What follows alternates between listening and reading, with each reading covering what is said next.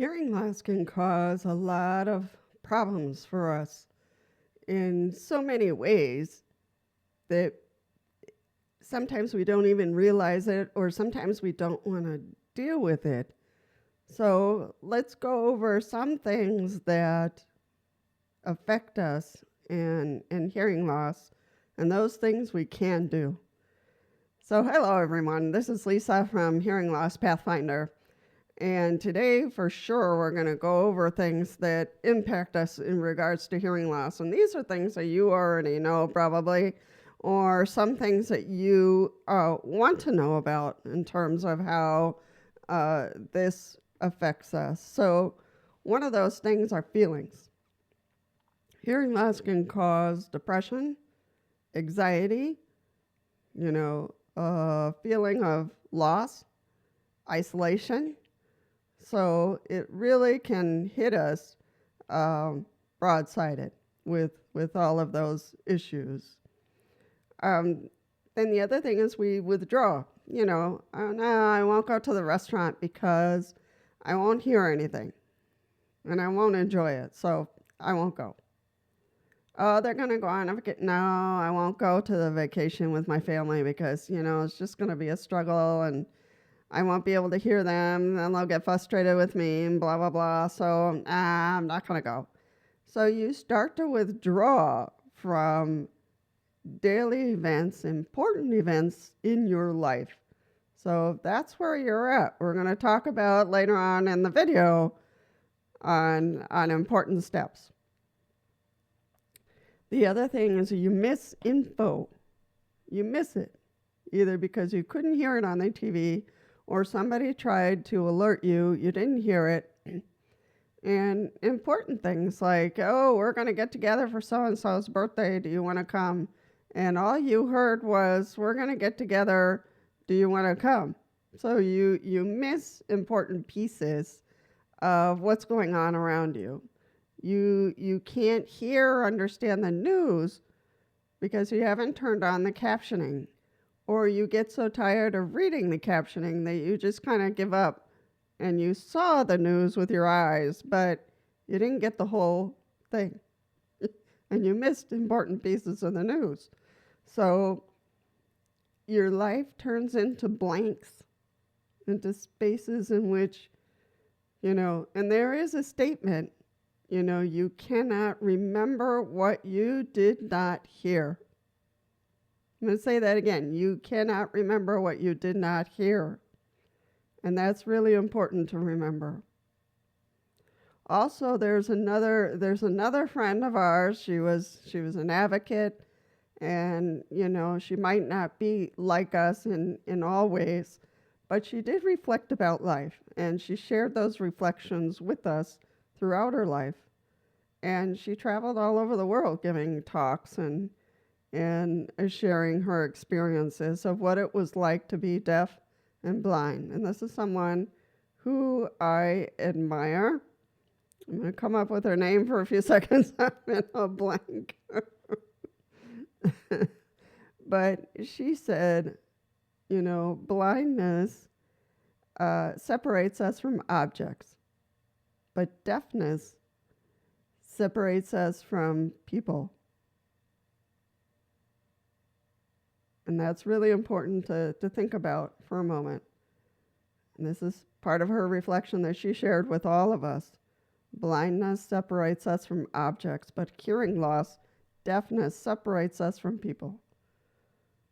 So we have to figure things out, before that wall comes down completely. And you have options, just like I did. I had the option of letting go, of just staying in that emotional hole of depression, anxiety, fear. I could have stayed there in isolation. Or I could have taken charge. Or you could take charge. Or she can take charge, instead of just letting go. Because a lot of times it's easier to let go. Of course, just let go. I just won't communicate with people anymore. It's like, what the heck? I don't care anymore. And then we go right back into the emotional piece of depression, darkness. To take charge would be, to use tools to be able to communicate with others, to make that effort, also to go to your audiologist and see what possible solutions there are for you, whether it's a different hearing aid, whether it's a different program for the hearing aids, whether you need a cochlear implant. I have two. I used hearing aids for a little while, as long as they lasted me, and then I had to go into cochlear implants, and those have worked really well for me. It doesn't mean it works 100% for everyone, but it works for most people. But it's up to you to either let go and just sink, or to take charge of the problem. Because nobody can do it for you. Nobody can do it for you. You have to figure out, okay, go to the audiologist and just say, all right, let's work on this. What kind of things can I do at home and at events to improve my odds of hearing and participating in the conversations? Or I'm really depressed about this. I can't get out of the funk. I can't get out of this darkness. Can you recommend a counselor? I did go to a counselor when I was at that juncture in which hearing aids were no longer working for me.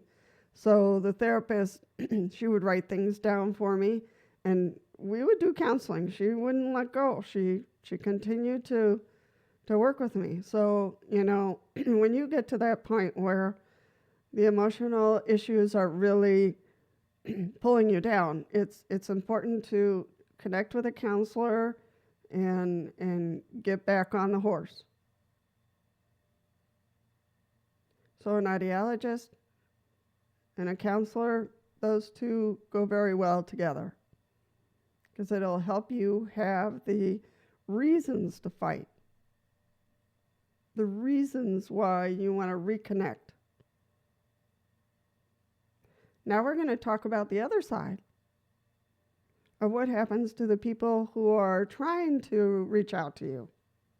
Your loved ones, your friends, your coworkers, your boss. So, how does it affect them? Did you ever ask yourself? So one of the big things that they feel is like a loss. They're losing you. They're losing you, and they want to pull you back, but they don't know how. And they've tried to pull you back or pull you in, and they can't do it. They're frustrated because they really want to enjoy your company. They really want to share what they have to say. They want to share their life with you.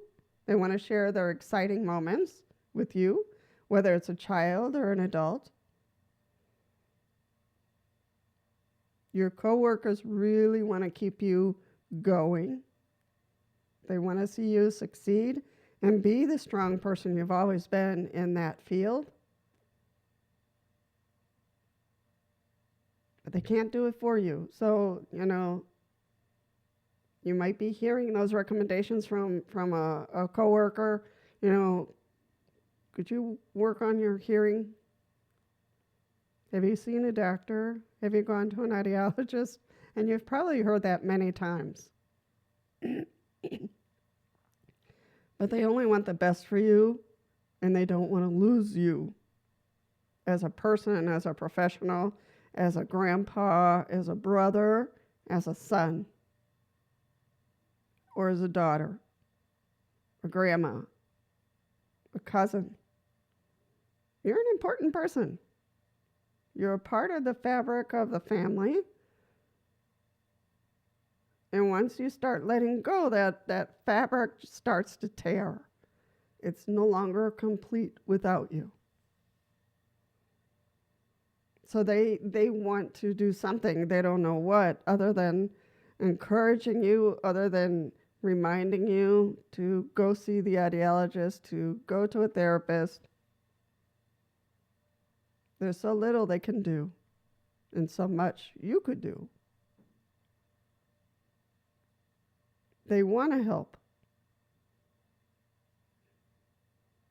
And some really stumble and frustrate you. But they're going to try their darndest because they care about you. They really do. They really want to share their life with you. And some people will give up.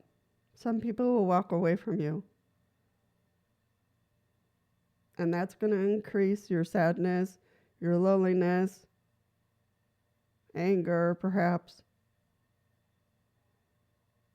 So then we have to circle back to either you let go or you take charge. Say, no, I'm not going to lose Jane. I'm not going to lose Peter. I'm not going to lose Mary, who I love so much. So I'm going to take charge. I'm going to do this. You have to have an attitude with hearing loss and not let the hearing loss ruin your life. Truly, it's not worth it. The people around you are worth it. Everyone. Every single person. From children all the way up to the adults. So the people around you are going to try. They're going to try to help you. But you also have to put in your 2 cents. Or 5 cents or 20 cents. I know people started getting sad about me, for me, because of me, because they couldn't communicate with me anymore. So then my doctor said, it's time. It's time for you to get cochlear implants. And I said, cochlear what?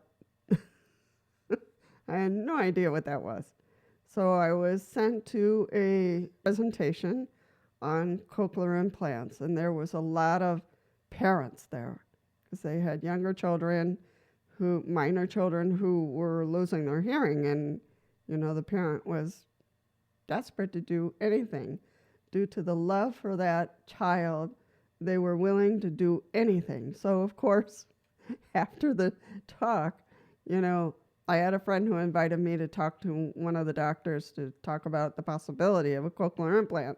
But the parents just swallowed them up. I was tossed out. It's like, go away. My child is more important. So I had a friend who, she grabbed me and she called the secretary of the administrator of the cochlear implant program, and she came to talk to me. Of course, she tried. And she would write things down for me. So that I realized you have problems with your hearing. I will talk to the doctors so you can come in for an assessment. So she wrote it all down. She said, here's my phone number, here's my email, and we'll work this out.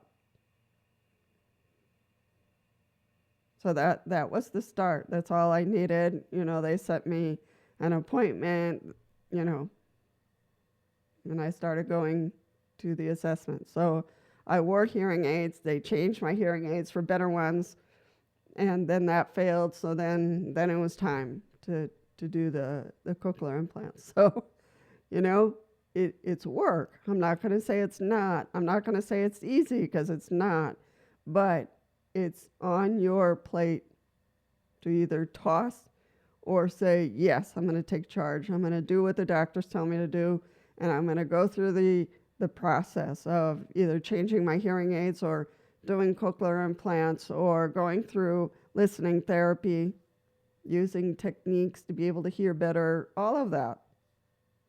Because there are all kinds of things and techniques that can be done to be able to hear better and be able to have those important conversations. So That's what I wanted to say about hearing loss, how it impacts us, not only us, but the people who are trying to stay in our lives, because they love us.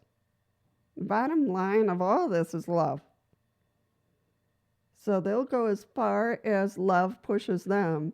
And love is also there for you to figure out how much do you love? How much can you express that love to others? What does that look like? So I'll leave you with those thoughts. If you have any comments that you want to share, any reflections or how you work the problem out, feel free to post it down below, because this is an important topic on life and hearing loss. That's what this is about, life and love. And to not let hearing loss take that away.